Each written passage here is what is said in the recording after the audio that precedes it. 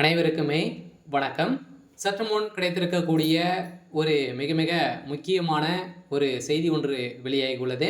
சற்று முன் செந்தில் பாலாஜி ஒரு திருடன், பரபரப்பு தீர்ப்பு, உச்சநீதிமன்றம் அதிரடி, இது மாதிரி வந்து பார்த்தீங்கன்னா செய்திகள் வந்து வெளியாயிருக்கு.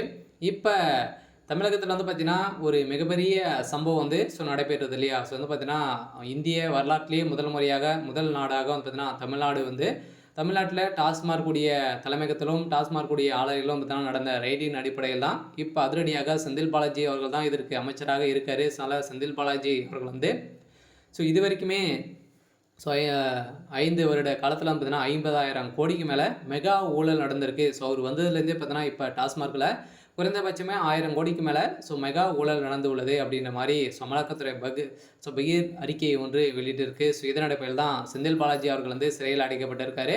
இவருடைய வழக்கு வந்து பார்த்தீங்கன்னா இப்போ வந்திருக்கக்கூடிய நிலையில் இந்த வழக்கின் அடிப்படையில் உச்சநீதிமன்றம் வழங்கக்கூடிய தீர்ப்பின் அடிப்படையில் இவர் ஒரு பக்கா திருடன் அப்படின்ற மாதிரி தான் இப்போ சொல்லியிருக்கக்கூடிய நிலையெல்லாம் இப்போ செந்தில் பாலாஜி அவர்கள் வந்து ஏற்கனவே சட்டத்துக்கு விரோதமான பண பரிமாற்ற வழக்கில் தான் வந்து சிக்கியிருக்காரு.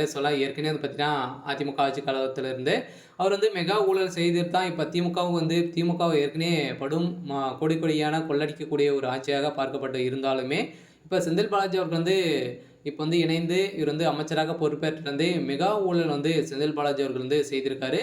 இந்த நிலையில் தான் உச்சநீதிமன்றம் இப்போ வந்து பார்த்தீங்கன்னா இவர் வந்து ஒரு பக்கா திருடன் அப்படின்ற மாதிரி பட்டங்களை வந்து கட்டி இப்போ ஒரு மக்களிடையே வந்து பார்த்தீங்கன்னா ஒரு பரபரப்பான ஒரு தகவலை வந்து வெளியிட்டிருக்கு.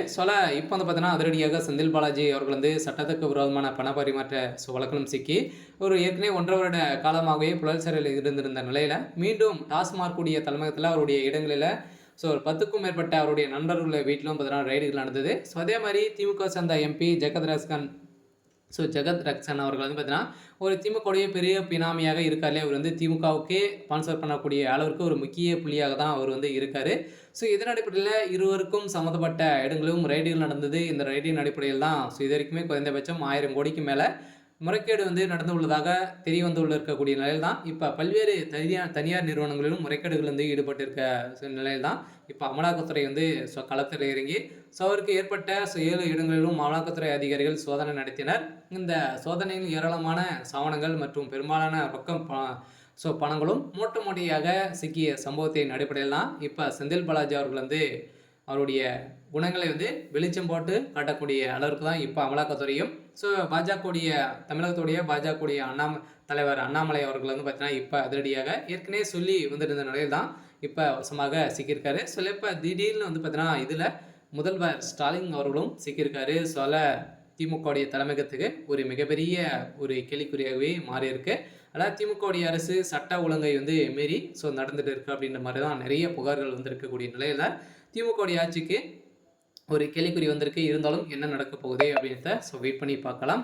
இது மாதிரி செய்திகளை தெரிஞ்சுக்கணும் அப்படின்னா மறக்காமல் நம்மளுடைய சேனலை சப்ஸ்கிரைப் பண்ணி சப்போர்ட் பண்ணுங்கள். தேங்க்யூ.